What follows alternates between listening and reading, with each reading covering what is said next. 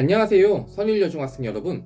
저는 올해 여러분과 함께 학교의 생활과 안전을 책임질 학생인성부의 학생부장 윤수웅 선생님입니다. 만나서 반갑습니다. 오늘 이 시간에는 신학년을 맞이해 우리 학교의 중요한 학교 생활 규정과 학교 폭력에 대한 간단한 설명을 안내하고자 합니다. 잘 듣고 올 한 해도 우리가 모두 안전하고 행복한, 그리고 서로를 아끼고 배려하는 착한 마음이 넘치는 선일여중이 되기를 희망합니다. 자, 시작해볼까요? 첫 번째, 아침 등교 시간입니다. 우리 학교의 아침 등교 시간은 8시 20분까지입니다.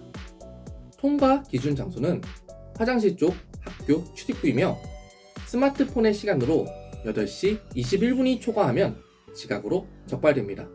또한 학생의 지각 사실은 즉시 부모님께 문자로 발송되는 시스템을 운영하고 있으니 아침을 조금 부지런히 움직이시기를 추천합니다. 그리고 사유 없이 8시 40분 이후에 등교하게 된다면 무단 지각이 되면서 생활기록부에 기록되오니 이 점을 꼭 유의해 주시길 바랍니다. 두 번째, 등하교 및 학교 생활 복장 규정입니다. 등교 복장은 교복, 생활복, 체육복입니다.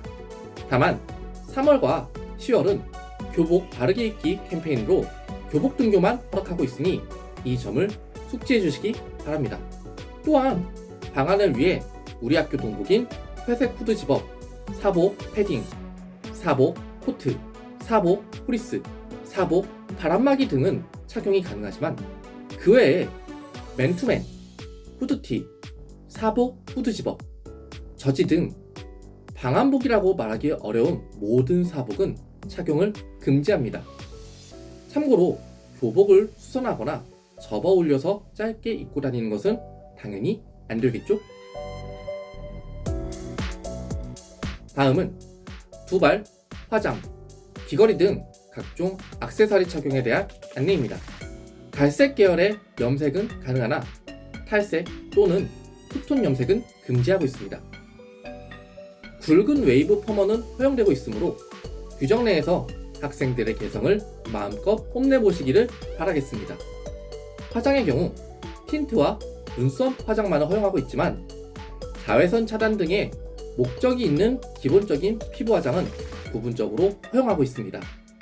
하지만 여러 색조 화장, 속눈썹 연장, 매니큐어 등과 같은 화장은 금지되어 있으니 특별히 학교에서 허락하지 않는 한 절대 하지 말아주세요.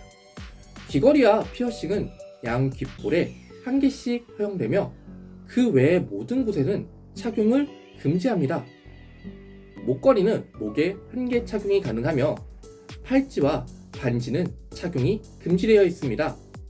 하지만 특정한 기능성의 목적으로 착용을 해야 하는 경우 학생인선부에 문의하여 안내를 받으시길 바랍니다. 세 번째, 학생 선도에 대한 간단한 안내입니다. 이 알림이로 우리 학교 생활 규정에 대해 보내드릴 것이니 자세한 내용은 보내드린 내용을 참고 바랍니다.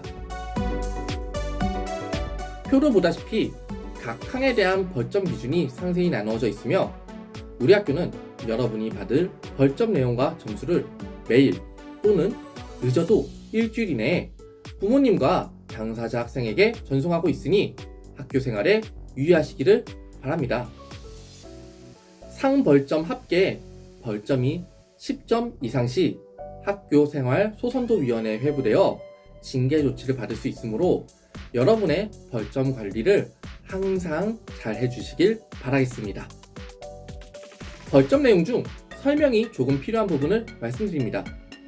1항과 2항은 정도에 따라 즉시 교육활동보호위원회에 회부될 수 있습니다. 그리고 6항의 명찰과 9항의 지각은 2회씩 누적돼 1점이 될 때마다 벌점 상황이 부모님께 전송됩니다. 17항부터 20항까지의 사이버 관련 규정은 벌점과 즉시 학교폭력 사안으로 처리될 수 있으니 여러분의 스마트 기기 사용에 큰 주의를 부탁드립니다. 혹시나 사이버상의 폭력의 피해를 받았다면 스크린 캡처를 통해 증거를 잘 모아서 담임 선생님이나 학생 인성부 선생님의 상담을 꼭 요청해 주시길 바랍니다. 마지막으로 학생 인성지킴이 활동에 대한 모든 학생들의 협조를 간곡히 부탁드립니다. 인성지킴이 학생들이 점심시간에 활동을 할 때 적발되는 학생이 자신들을 무시하거나 또는 도망치거나 숨어서 정상적인 활동이 너무 힘들다고 이야기합니다. 이러한 행동은 학교 규칙을 어기고 인성지킴이 학생들의 역할을 크게 방해하는 것입니다.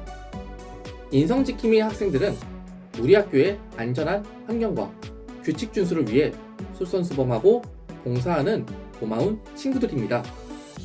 이들에게 많은 응원과 격려를 부탁드립니다. 이어서 2023년 10월부터 교원의 학생생활지도 관련 교육부 고시에 따른 학생생활지도에 대한 설명이 있겠습니다. 우선 영상을 확인해 보겠습니다. 학생생활지도 고시가 시행되면서 수업을 방해하는 학생은 교실 밖으로 내보낼 수가 있습니다. 하지만 이 분리 이후의 지침이 명확하지 않아서 혼선이 있었는데 교육부가 구체적 방법을 담은 이 해설서를 마련했습니다.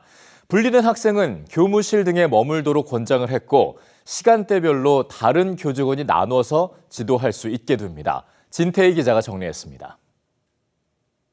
앞으로 수업 중 휴대전화를 포함해 스마트워치, 태블릿 PC, 노트북 등 모든 휴대용 전자기기 사용이 원칙적으로 금지됩니다. 만일 부득이한 사용이 필요하다면 학교에서 사전 허가를 받아야 합니다. 수업 중 엎드려 잠을 자거나 수업과 무관한 공부나 과제를 하는 행위도 교사의 지도 범위에 해당됩니다. 수업을 계속 방해하거나 다른 학생 안전에 해를 끼칠 우려가 있는 학생에 대해선 길을 가로막는 행위부터 학생의 신체 일부를 붙잡는 등 물리적 제지가 가능합니다. 또 학생이 교실 밖으로 분리되면 교과서 요약과 같은 과제를 주거나 행동 성찰문을 작성하게 할 수 있습니다. 교육부는 학생에게 강제로 잘못을 시인하게 하는 반성문과 달리 성찰하는 글쓰기는 자신의 행동과 타인의 기분을 돌아보기 위한 기회를 갖게 한다고 설명했습니다.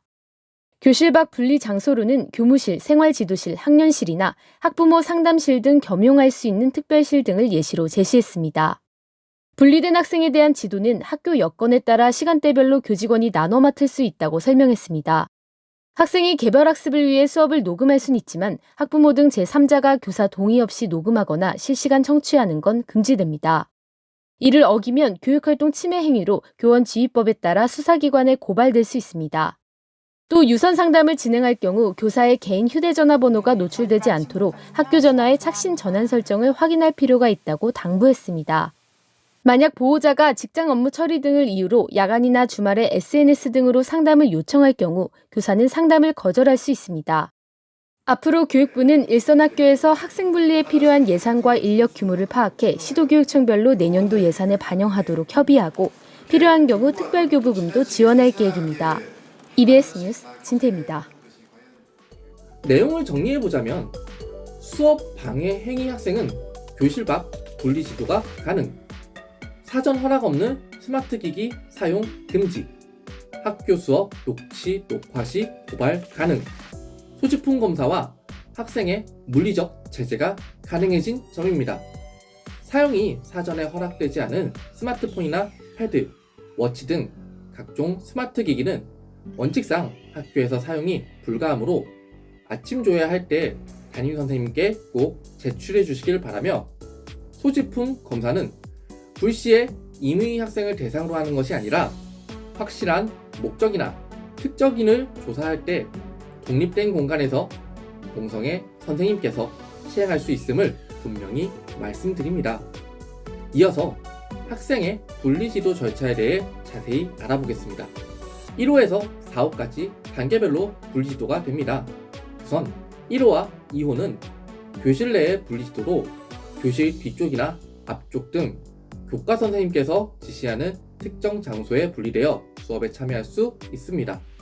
하지만 3호의 경우에는 복도나 교무실 등에서 분리지도가 되며, 이 경우에는 학생 간의 다툼으로 인한 즉각적인 분리가 필요한 상황 또는 1, 2호 분리지도에도 불구하고 학생의 태도가 변화가 없을 시 절차에 따라 분리 지도가 진행됩니다.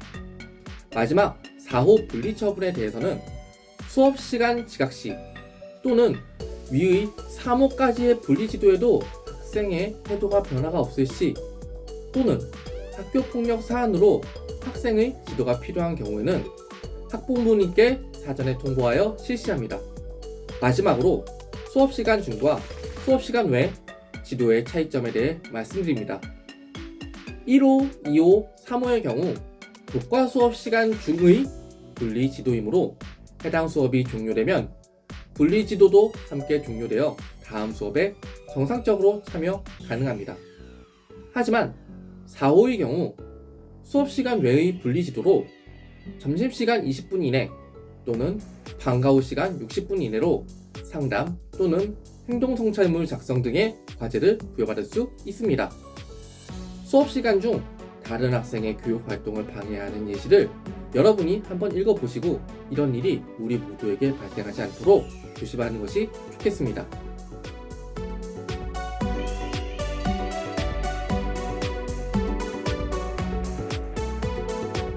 다음은 학교폭력에 대한 짧은 설명이 이어지겠습니다.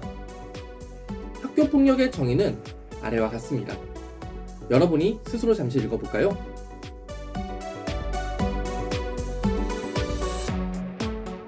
네, 학교폭력은 학교 내외에서 학생이 피해받는 모든 행위를 말합니다. 즉, 학생을 괴롭히는 모든 행위를 학교폭력이라고 간단하게 정리할 수 있습니다.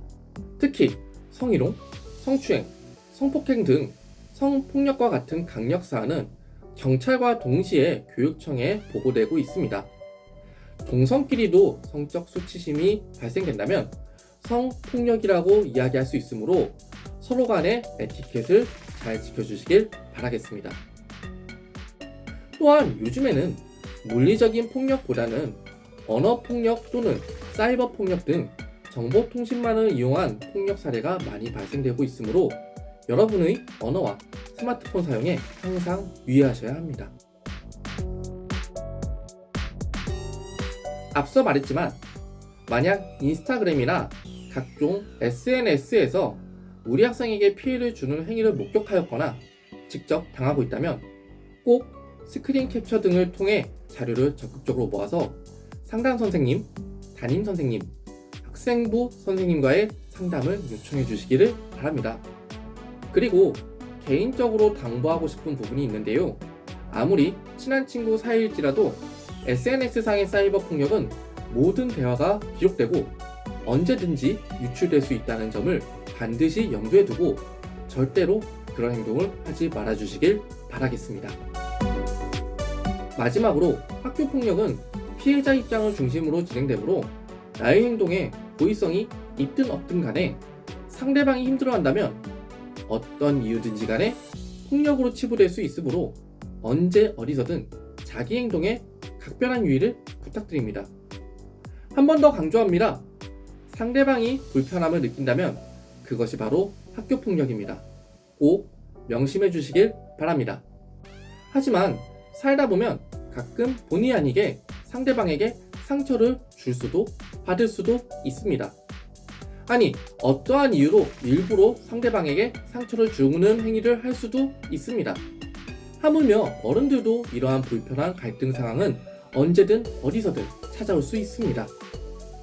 그리고 이런 상황은 여러분의 가까운 사람과 발생될 확률이 훨씬 높기도 합니다. 그래서 우리는 이 모든 것을 폭력이라고 단정짓기보다는 서로의 평화적인 대화와 이해를 통해 갈등 상황을 지혜롭게 풀어가 보는 것은 어떨까요? 만약에 내가 상대방 때문에 너무 힘들다면 복수하듯 똑같이 행동하는 게 아니라 담담하고 차분하게 하지만 솔직하게 말해주세요. 이렇게요. 연진아, 나는 너가 나한테 했던 행동들이 너무 불편하고 힘들어. 그만해. 너가 그렇게 안 해준다면 연진이 브라보. 반대로 내가 상대방에게 상처를 준 것 같다면 자존심 때문에 상황을 더 악화시키지 말고 진심 어린 마음으로 이렇게 사과해주세요. 동은아, 지금 다시 생각해보니 내가 그간 너무 심했던 것 같아. 진심으로 미안해.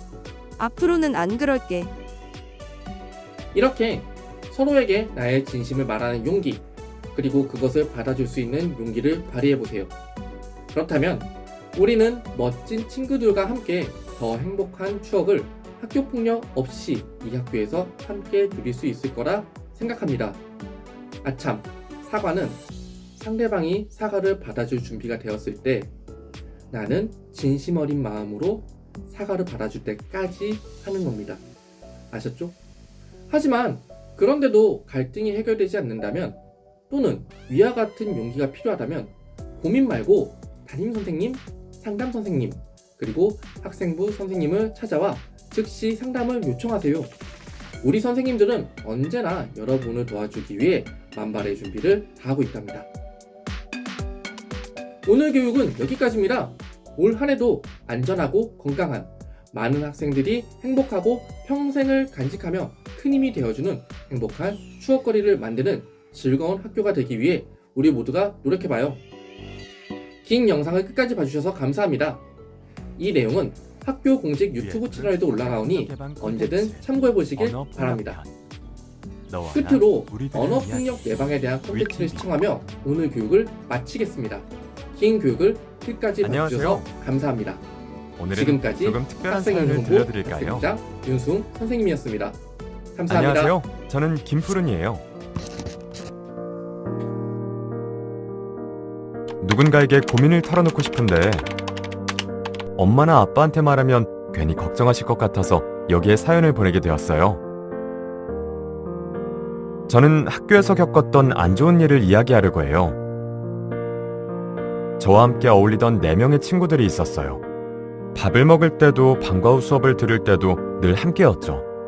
그러던 어느 날 나 하늘이라는 친구가 우리 학교에 전학을 왔어요.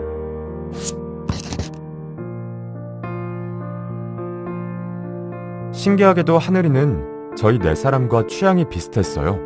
음식, 취미, 그런 것들이요. 그래서인지 금방 친해질 수 있었고 5명이 함께 다니게 되었죠. 그러던 중 체육대회가 있는 날이었어요. 열심히 체육대회에 참가한 저는 힘든 몸을 이끌며 학교에서 나눠준 햄버거를 먹으려고 했어요. 저는 빈자리가 없어 혼자 바닥에서 햄버거를 먹고 있었는데 아 얘들아, 푸른이 봐봐. 바닥에 앉아서 햄버거를 주워 먹고 있네. 야, 역시 푸른이는 먹을 줄 아는 것 같아, 그치? 푸른아, 그렇게 먹으면 돼지 같잖아. 아, 우리 푸른이 천천히 콜라 마시면서 꼭꼭 씹어 먹어. 야, 진짜 제법 웃긴다.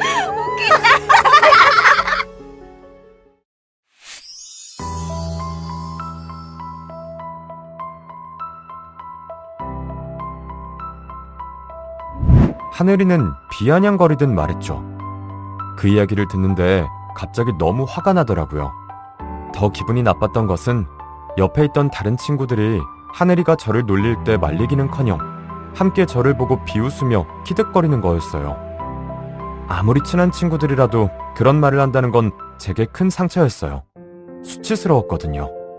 그래서 그날 이후 저는 친구들을 일부러 피해 다녔어요. 어떻게 나에게 그런 말을 할 수 있지? 아무리 생각해도 정말 화가 나고 서운해. 그래도 우리는 친한 친구였는데. 정말 화가 나지만 계속 이렇게 지낼 수는 없으니 먼저 이야기하고 풀어보는 게 좋겠지. 하늘이도 내가 상처받았다는 것을 알면 분명 미안해하고 사과할 거야.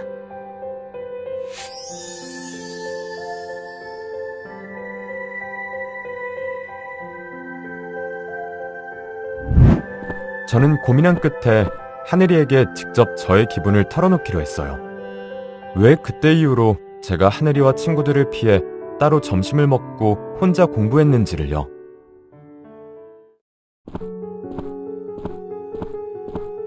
아, 야, 김푸른. 무슨 일인데 이 귀한 점심시간에 사람을 불러내냐? 어? 너랑 할 얘기가 있어서. 내가 왜 요즘에 너희들이랑 같이 안 다니고 말도 잘 안 하는지 너 알아? 야, 그걸 내가 어떻게 아냐? 그래, 말 나온 김에 이유나 들어보자. 도대체 왜 그러는 건데, 어? 사실 네가 지난번 체육대회 때 햄버거 먹는 내 모습을 보고 놀린 게 기분이 너무 나빴어. 솔직히 장난이 너무 심했던 거 아니야? 어떻게 친구한테 돼지같이 주워 먹는다고 할 수가 있어? 나 그때 진짜 너무 화나고 창피해서 눈물이 다 나더라. 그거였냐? 참 어이가 없어서. 고작 그런 거 가지고 삐져가지고 그렇게 며칠을 인사도 안 하고 우리 무시하면서 혼자서 다닌 거냐? 고작? 야, 고작이라고? 진짜 너무한 거 아니야? 야 김푸른, 친구끼리 그런 장난도 못하냐? 아이고, 이제 너한테는 무서워서 장난도 못하겠다. 이러다 한 대 치겠어? 제 생각과는 다르게 뭐 그런 일로 화를 내고 그러냐며 장난일 뿐이었다고 저를 속 좁은 사람 취급하는 거였어요. 그래서 저는 하늘이에게 큰 소리로 화를 냈고 결국 서로에게 더 안 좋은 감정만 품게 되었죠.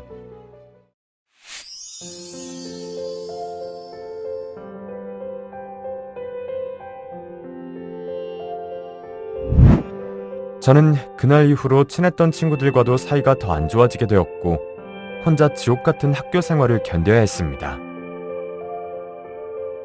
제가 너무 예민하게 친구의 장난을 받아들인 것일까요? 우리 친구 정말 속상했겠네요. 여러분, 분명 이는 언어폭력입니다. 언어폭력이란 여러 사람 앞에서 상대방의 명예를 훼손하는 구체적인 말 또는 모욕적인 용어를 지속적으로 말하거나 그런 내용의 글을 인터넷, SNS 등으로 퍼뜨리는 행위를 말합니다. 또한 신체 등에 해를 끼칠 듯한 언행과 문자 메시지 등으로 겁을 주는 행위도 언어폭력에 해당합니다. 친한 친구라고 해서 폭력적이고 자극적인 말이 허용되는 것은 아닙니다. 오히려 가까운 친구일수록 서로 존중하고 예의를 지킬 때 좋은 관계가 계속 유지될 수 있어요. 이 방송을 보는 모든 친구들도 내가 무심코 한 장난이 친구에게 상처가 되지는 않는지 한번 돌아보는 계기가 되었으면 좋겠네요. 상대방의 기분과 신체를 고려하지 않은 장난은 폭력이라는 것을 잊지 말아주세요. 그리고 간혹 친구들에게 주목받거나 관심을 받고 싶어서 다소 자극적인 언어를 사용하는 친구들이 있는데 오히려 그로 인해 친구들과 사이가 틀어지거나 멀어지게 될 수 있다는 걸 반드시 기억하고 항상 올바른 언어와 상대방을 존중하는 태도를 갖추었으면 좋겠습니다. 그렇다면 만약 본인이 피해를 당했다면 어떻게 대처하는 것이 좋을까요? 첫째, 가해 행위에 대해 어떠한 응답도 하지 않도록 합니다. 둘째, 인터넷 또는 게시판 등의 공개적인 비방 및 욕설 내용은 그 자체로 저장해둡니다. 셋째, 보호자에게 알리고 전문 상담사에게 상담을 받도록 합니다. 누구나 피해자가 될 수 있으므로 이 점 꼭 기억하시기 바래요. 그리고 만약 내 말과 행동으로 인해 상처받은 친구가 있다면 지금 사과하세요.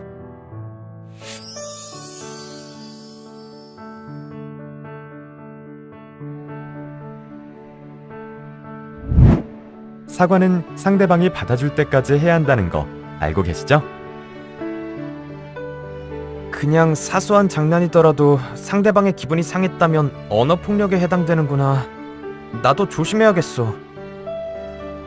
참, 그러고 보니 요즘 초록이도 나를 대하는 태도가 평소와 다르고 퉁명스러운데 혹시 지난번 축구할 때 실수한 것을 내가 계속 놀렸던 것 때문인가? 다시 생각해보니 먼저 사과하는 게 좋을 것 같네.